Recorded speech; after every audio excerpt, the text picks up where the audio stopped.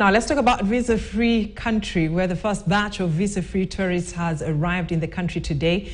This comes barely 3 weeks. Actually after President William Ruto announced that tourists coming into the country will not be required to have the visas starting January 1st. KTN's David Mudhoka reports.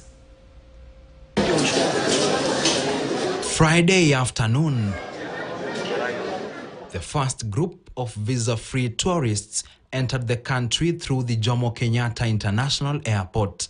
Their arrival comes approximately 3 weeks after President William Ruto, in his Jamhuri Day speech, announced that Kenya will open its doors to foreigners without visas from January 1st.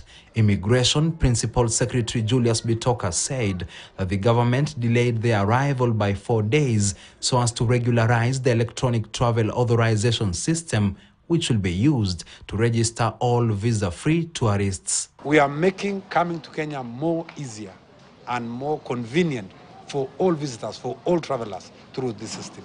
We are not trying to introduce something that is going to make it more difficult, but instead make it more easy for all travelers to travel to Kenya. Foreigners seeking to come into the country using the electronic travel authorization that is now on the eCitizen platform will have to part with $30 or 4,600 shillings while applying. Initially, visitors had to pay $51 or 8,000 shillings to get a single entry visa. For a multiple entry visa, visitors had to part with $101 or 16,000 shillings.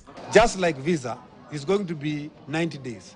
And for those guys who will come back again, I think we shall make adequate arrangements so that they can apply again. This country is going to another level of digitization, whereby application for the ETA is going to be easier and faster, and is now open country for the world to come in. The Immigration PS has said that the government projects to receive an additional 3 million visitors this year after reviewing its visa requirements for visitors and to collect 1.5 trillion shillings from tourism. Initially, we have been receiving about 2 million tourists per year, but we believe that with this new policy shift, we are expecting the numbers to double to over 5 million per year.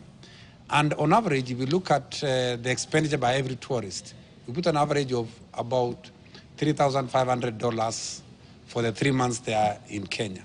And when you convert that into Kenya shillings, they'll be spending relatively about $500,000 when they're in Kenya. I could apply at once for my family, all my family members.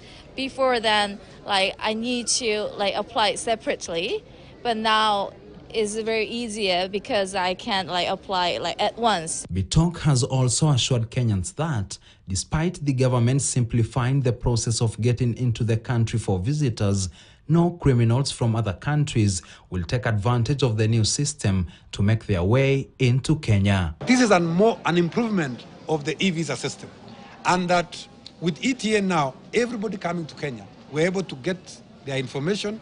We're able to cross-check whether they are on the watch list, and those people who are on the watch list are denied boarding from their countries of departure. The country has since allowed 2,141 visitors to come into the country without showing their visas through the electronic travel authorization system after receiving more than 5,000 applications since the start of the new year.